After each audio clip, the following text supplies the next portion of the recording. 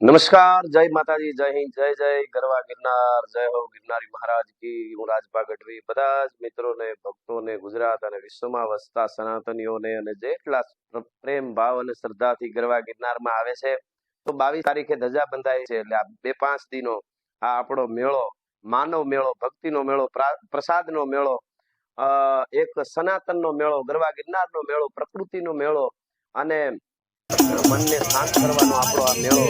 એટલે 23/2/2025 થી 21/6/2025 આપણો આ મેળો છે. મેળામાં લાખો લોકો આવવાના છે, આવવું જ જોઈએ. પણ જુનાગઢ કલેક્ટર શ્રી અને આખું વહીવટી તંત્ર એકદમ સાબદું થઈ ગયું છે. જુનાણાને કેમ સ્વચ્છ રાખવું, ગરવા ગિરનારને કેમ સ્વચ્છ રાખવો, કાર્ય કાંઈ પણ સારું કરવું હોય એની પાછળ ઘણા લોકોની મહેનત હોય છે.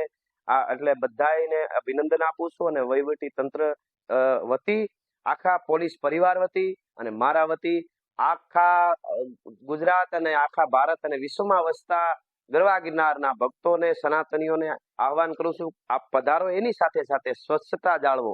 કારણ કે આપણું ઘર હોય એને આપણે ત્યાં ત્યાં થૂકતા નથી, પ્લાસ્ટિક આપણા ઘરમાં નથી નાખતા. તો આપણું ઘર તો અમુક સમય રહેવા માટેનો બંગલો છે. બાકી આ આપણો આત્માની જેટલી શુદ્ધિ એટલી શુદ્ધિ ગરવા ગિરનારની, ભવનાથની આપણે રાખવાની આપણી ફરજ છે.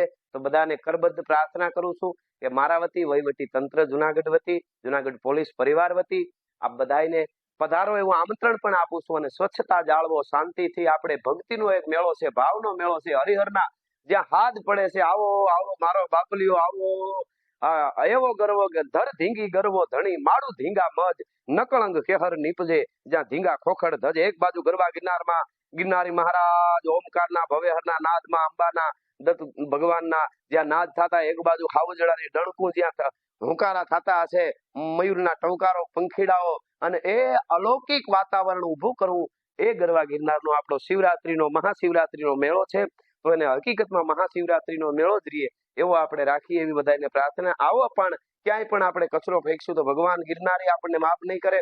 માણસ તરીકેની આપણી ફરજ છે, માણસ તરીકેની આપણે, હું માણસ છું એ સ્થાન ભાન સાથે આપણે આ મેળો કરીએ એવી પ્રાર્થના સાથે બધા જ પધારો.